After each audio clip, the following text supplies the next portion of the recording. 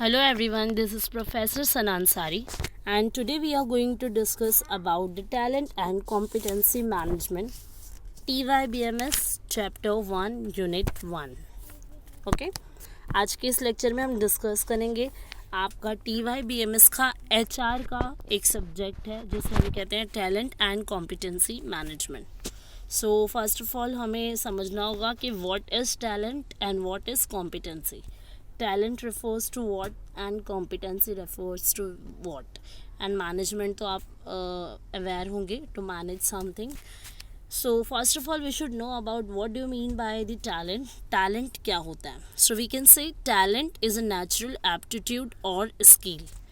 ये टैलेंट एक naturally aptitude होता है किसी भी ह्यूमन बीइंग में और एक naturally you can say God gifted skills होती है, एबिलिटीज़ होती है, कैपेबिलिटीज़ होती है, स्किल्स होती है जिसे हम कहते हैं talent. What you mean by competency? Competency का मतलब होता है ability to do something efficiently और सक्सेसफुली. कॉम्पिटेंसी का नॉर्मली इन जनरल मीनिंग हम ले सकते हैं किसी भी चीज़ को परफॉर्म करने का जो आपके अंदर एबिलिटी होता है, it is called as competency. ठीक है, लाइक जैसे काबिलियत होना, काबिल होना वी कैन से, तो ये होता है आपका कॉम्पिटेंसी. ठीक है, तो यहाँ पे अभी फ़िलहाल हम लोगों ने मीनिंग देखा टैलेंट एंड कॉम्पिटेंसी का. तो इट मीन्स आपके एचआर का ये जो सब्जेक्ट है इसके जो नाम है, सब्जेक्ट नेम है, उसका मीनिंग हम लोगों ने क्लियर किया. Talent and competency management. Talent refers to the natural aptitude और स्किल्स और competency refers to the ability to do something very efficiently and successfully. ठीक है, so let's start with the meaning part of talent and competency management. So first of all talent का हम meaning part यहाँ पर देखेंगे. So talent is basically refers to capabilities, skills or the art a person possesses in the particular field. कोई भी person जिसके अंदर किसी भी particular field में capabilities हो, कोई particular skills हो, एक्सपर्ट हो या फिर एक आर्ट हो जिससे वो किसी भी पर्टिकुलर फील्ड में पूरी तरीके से आ सकता है, तो वो होता है एक टैलेंट. जैसे कि टैलेंट हर किसी में होता है बट सब में डिफरेंट डिफरेंट टैलेंट्स होते हैं, सबकी कैपेबिलिटीज़, स्किल्स एंड सबके आर्ट्स क्या होते हैं, डिफरेंट डिफरेंट होते हैं. So it is the meaning of talent. So talent is basically refers to the capabilities, skills और the arts a person possesses in the particular field. किसी भी particular field में एक्सपर्ट होना which is called as talent. जिसमें आप एक capability रखते हो, आप गुड स्किल्स रखते हो, आप एक्सपर्ट होते हो, एक्सपीरियंस होते हो, आप ऑब्जर्वर्ड होते हो, तो इसे हम कहते हैं योर टैलेंट. किसी भी पर्टिकुलर फील्ड में, नॉट मोर देन 1 और 2 फील्ड्स. क्या होता है हर एक फील्ड में अगर आप एक्सपर्ट होते तो वो ठीक है बट वो उतना सक्सेसफुल नहीं होता है क्योंकि टैलेंट का मतलब ही होता है competency refers to the ability to do something very efficiently. किसी भी चीज़ को एफिशिएंटली सक्सेसफुली करना. हम हर किसी फील्ड में एंगेज हो सकते हैं but we can't do all the fields very efficiently and successfully, but in one field we can. ठीक है, तो वो किस वजह से होता है? Just because of our talent की वजह से. तो ये था आपका meaning part of talent. Now the definition of the talent and competency management. Talent का डेफिनेशन क्या होता है यहाँ पे वो देख लेते हैं. टैलेंट का मीनिंग हमने देखा, टैलेंट का definition. Talent management also known as human capital management. Talent management को क्या कहते हैं? ह्यूमन कैपिटल मैनेजमेंट कहते हैं. क्योंकि जो ये हम एचआर का ये जो सब्जेक्ट पढ़ रहे हैं टैलेंट एंड कॉम्पिटेंसी मैनेजमेंट, तो इसके लिए आपको एक ही सिनेरियो याद रखना होगा जो होगा किसी भी एक पर्टिकुलर ऑर्गेनाइजेशन का. अगर किसी भी एक पर्टिकुलर ऑर्गेनाइजेशन का अगर आप सिनेरियो हमेशा आपके ध्यान में रखते हो तो you can easily write all और we can say each and every questions which is related to talent and competency management. Okay, so the talent management also called as human capital management. क्योंकि talent management में क्या होता है, बहुत सारे यहाँ पे प्रोसेसेस होते हैं जो एम्प्लॉयज़ एंड एचआर से रिलेट्स करता है और एचआर क्या करता है, एम्प्लॉयज़ का रिक्रूटमेंट सिलेक्शन करता है. तो इस वजह से टैलेंट मैनेजमेंट जो एक्टिविटी होती है इसको हम और क्या कहते हैं, ह्यूमन कैपिटल मैनेजमेंट भी कहते हैं, क्योंकि टैलेंट मैनेजमेंट बेसिकली किस लिए यूज़ किया जाता है, to recruit the employee, to the performance appraisal of the employee, to the promotion और टू द सिलेक्शन, ठीक है, टू हायरिंग द एम्प्लॉयज़। ये सारी एक्टिविटीज़ को परफॉर्म करने के लिए many organisations are using talent management, so that's why talent management also known as human capital management is the process of recruit करना बंदों को, एम्प्लॉयज़ को, मैन पावर्स को, वर्क फोर्स को रिक्रूट करना, मैनेज करना, एसेस करना, develop and maintaining an organisation most important resources and its people.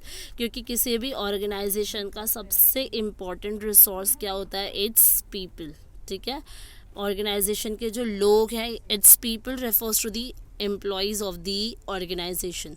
तो ये क्या होता है, बहुत ही ज़्यादा इम्पॉर्टेंट पार्ट होता है people of the organisation in every organisation, ठीक है। So that's why talent management also known as human capital management. Okay, now we are going to discuss about the scope of talent management.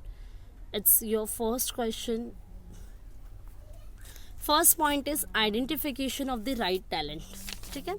Just because of talent management, people can easily identify the right talent of the employee, ठीक है। Talent management के through क्या किया जा सकता है, किसी भी ऑर्गेनाइजेशन में at the time of employee selection, or we can say identification of the employees, we can use the effectively talent management processes, then we can easily choose the correct employee for right job, right employee for right job, ठीक है। किसी भी organisation में क्या होता है, किसी भी पर्सन, रिस्पॉन्सिबल पर्सन होना चाहिए। सबसे पहले तो आपको देखना है कि कौन सी ऑर्गेनाइजेशन क्या चल रही है, ऑर्गेनाइजेशन की नीड क्या है, उसके प्लान्स एंड एक्टिविटीज़ को परफॉर्म करने के लिए ऑर्गेनाइजेशन की नीड क्या है, उस नीड के बेस पर आइडेंटिफिकेशन करती है ऑर्गेनाइजेशन एम्प्लॉयज़ का। तो ये सारा आइडेंटिफिकेशन एचआर के थ्रू किया जाएगा, because HR is playing very vital role in this. तो एचआर के थ्रू किया जाएगा, बट एचआर को कौन सा मैनेजमेंट यूज़ करना पड़ेगा, talent management, strategic talent management use करना पड़ेगा।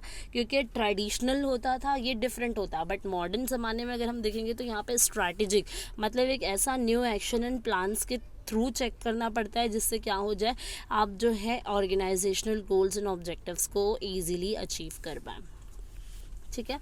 फिर उसके बाद हमारा सेकंड पॉइंट है यहाँ पर selection of the best talent.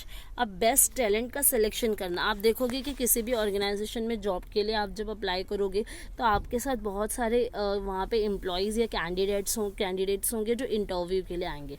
अब इंटरव्यू के लिए बहुत सारे कैंडिडेट्स तो आएंगे, लेकिन यहाँ से रिक्रूटमेंट तो किया, बट यहाँ पर सिलेक्शन अगर 10 एम्प्लॉयज़ गए तो हो सकता है सिलेक्शन सिर्फ 6 एम्प्लॉयज़ का किया जाए। So it is called as selection.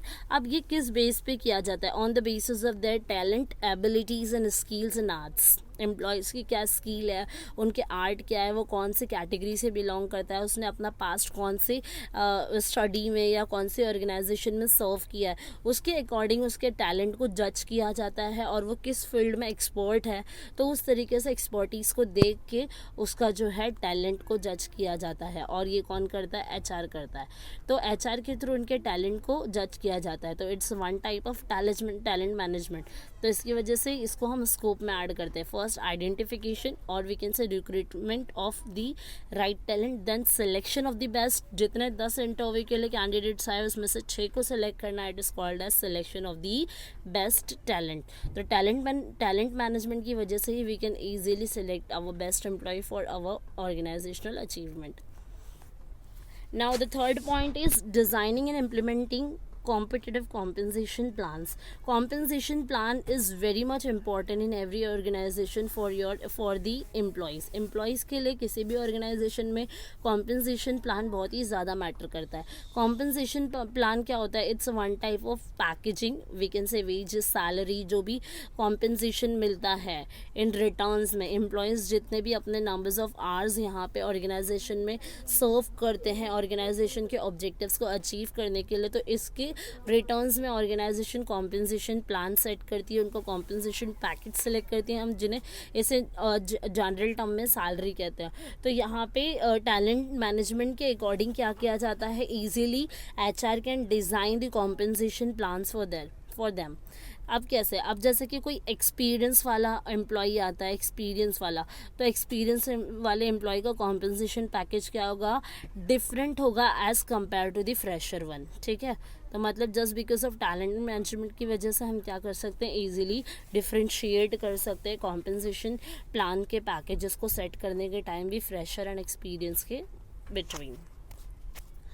उसके बाद आपका नेक्स्ट पॉइंट आता है designing training modules for developing the required competencies मैंने बताया था एबिलिटी, रिक्वायर्ड एबिलिटी के लिए क्या किया जाता है, ट्रेनिंग मॉड्यूल सेटअप किए जाते हैं। आप अगर इन फ्यूचर जब भी जॉब के लिए अप्लाई करोगे तो वहाँ पे क्या किया जाता है, आप अगर कितने भी एक्सपर्ट हो, आपने 10 इयर्स का भी एक्सपीरियंस लिया है, तो स्टिल जब आप न्यू ऑर्गेनाइजेशन को ज्वाइन करने जाते हैं, whenever you people are going to join a new organisation, so they will definitely provide you a training modules. वो आपको एक पर्टिकुलर ट्रेनिंग प्रोवाइड करेंगे और एक ही फील्ड की ट्रेनिंग आपको दी जाएगी कि आप उस फील्ड में अगेन क्या हो जाओ, एक्सपर्ट हो जाओ।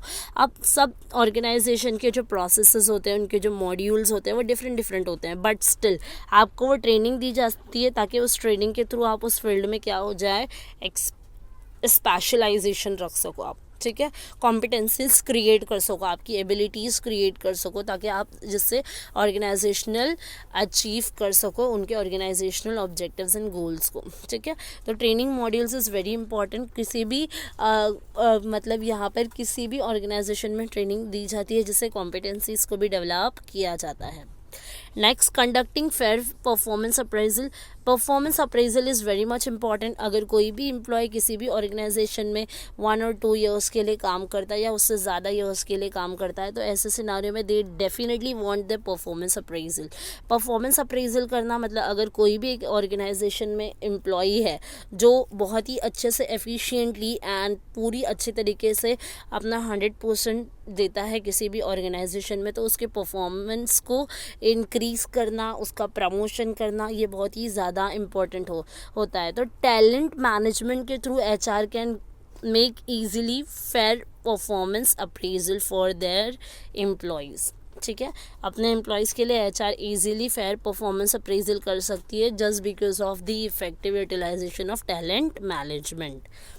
फिर उसके बाद आपका पॉइंट आता है alignment of talent strategies. Talent strategies जो होती है उसका क्या करना, अलाइनमेंट करना 1 by 1 new action and plans. अब किसी भी ऑर्गेनाइजेशन में कोई भी चीज़ स्टेबल नहीं होती, डे बाय डे यहाँ पे बहुत ज़्यादा चेंजेस होती है, तो उस चेंजेस को स्ट्रैटेजिकल चेंजेस में लाना, कन्वर्ट करना, उसका अलाइनमेंट करना। कोई भी स्ट्रैटेजी या कोई भी चेंजेस हो रही है, कोई भी डेवलपमेंट हो रहा है, तो वो इस तरीके से करना है कि वो आगे चलकर काम है। और ऑर्गेनाइजेशन, बहुत सारी ऑर्गेनाइजेशन फोकस करती है कि जो लीडर्स होते हैं या फिर जो भी आपका टैलेंट पूल है या जो लीडर्स होते हैं जो आपके ऑर्गेनाइजेशन के लिए करंट टाइम पे भी ज़्यादा इम्पॉर्टेंट है, फ्यूचर टाइम के लिए भी ज़्यादा इम्पॉर्टेंट है, तो उनके स्ट्रैटेजीज़ और बिजनेस गोल्स को सेटअप करने के लिए पूरी चीज़ों का अलाइनमेंट की जाती है, 1 by 1 स्ट्रैटेजीज़ को सेटअप किया जाता है। Our next point is developing and nurturing the talent. Developing and nurturing the talent is very much important. इससे क्या होगा, HR can easily coordinate with their employees, ठीक है। तो it's one type of coordination part. HR आपके अपने employee से coordinated रहती है एनी टाइम, और we can say an employee can easily contact with the HR, ठीक है, about their any doubts and difficulties. तो यहाँ पे क्या होता है, ultimately just because of proper talent management the HR can develop and nurture the talent of their employees के talent को, क्योंकि एक्चुअली क्या होता है, एम्प्लॉयज़ क्या होते हैं, बहुत ही ज़्यादा मैटर करते हैं किसी भी ऑर्गेनाइजेशन में, क्योंकि एम्प्लॉयज़ ही सबसे मेन होते हैं। जैसे कि मैंने डेफिनेशन में बताया था कि सबसे ज़्यादा important resource of the organisation is its people refers to the employee of the organization. अब यहाँ पे क्या होता है, right people in the right place is the basic key to success for any organisation, है ना।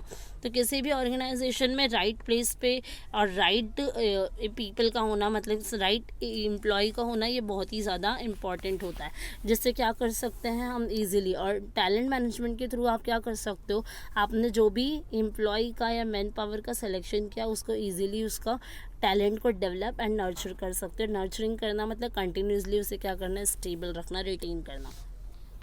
Ensure the retention of the talent, talent को retention करना मतलब कंटिन्यूसली प्रोसेस में लगाए रहना, ठीक है। तो यहाँ तक ये कुछ normal meaning definition and scope of talent management हम लोगों ने डिस्कस किया। नेक्स्ट लेक्चर में हम स्टार्ट करेंगे बेसिक एडवांटेजेस एंड डिसएडवांटेजेस है, लिमिटेशंस क्या है, नीड्स फॉर टैलेंट मैनेजमेंट क्या क्या है, वो सारे हम हमारे नेक्स्ट लेक्चर में देखेंगे। For more videos you can subscribe my channel and hit the bell icon and share it. Thank you.